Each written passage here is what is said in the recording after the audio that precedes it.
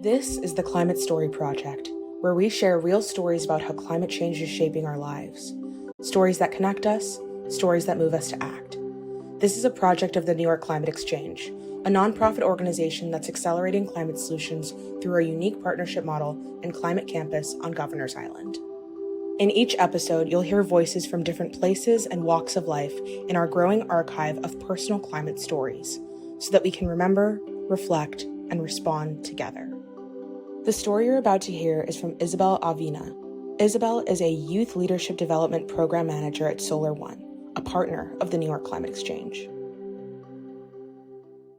It's really hard to pinpoint my first memories of starting to care about climate change.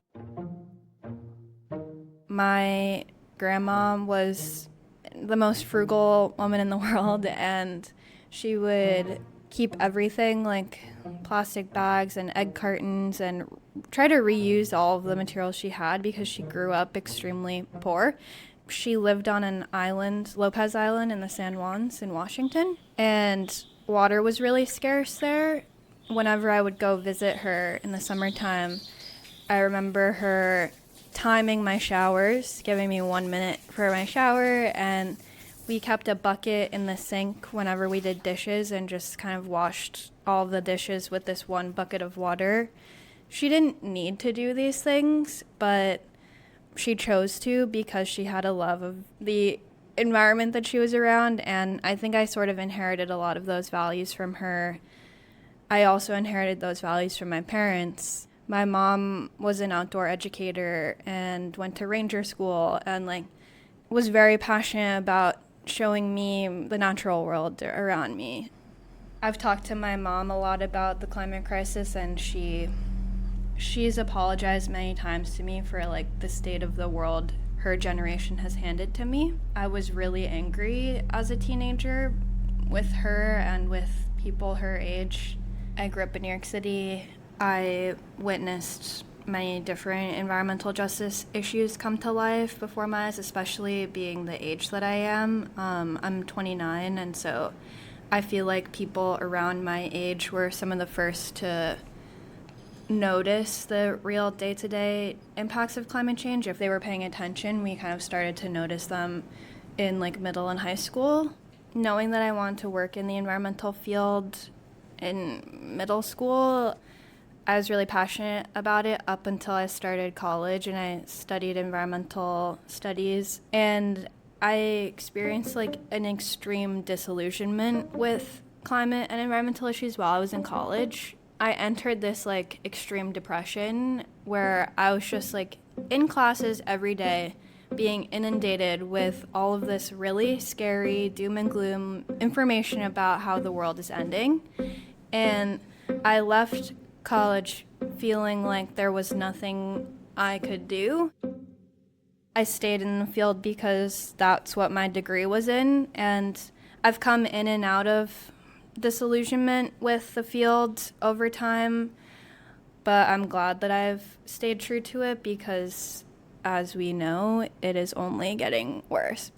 I've been battling my mental health through my neurodivergence and also through this eyes wide open kind of experience with the world and with climate change. Being on the spectrum, having sensory processing issues, I feel so much more at peace when I'm in green spaces, when I'm around trees and nature, and I can literally feel my mental health improving when I'm able to access those public green spaces. So the visceral sensory experience for me of being able to access the trees and the woods and things like that is crucial to my health.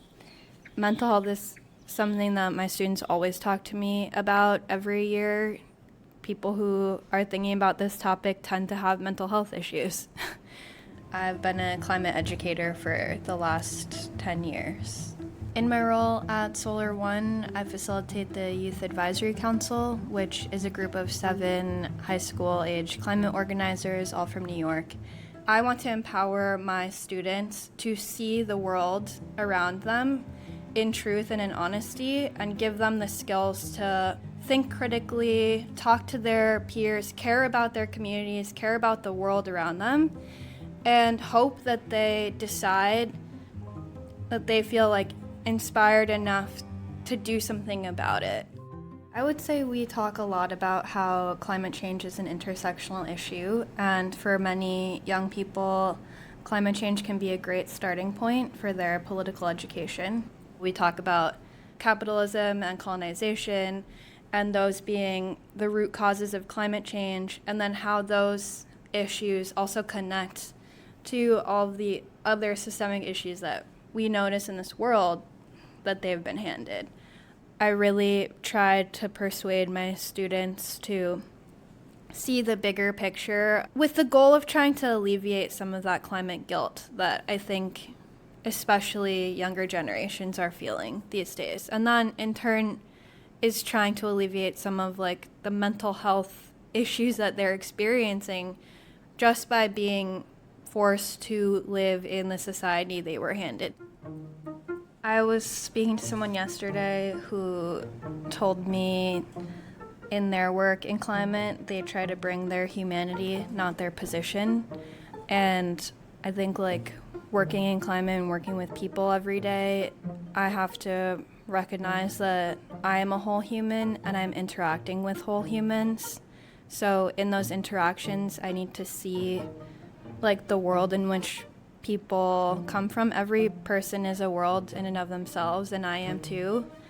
I'm queer and I'm on the autism spectrum and I'm non-binary. Like I come with all these different parts about myself that influence everything that I do every day, and I feel honored to be able to have real conversations with people, and I see climate as a tool for us to gather together and something to really organize and create change around, but it's also a way to form community and relationships.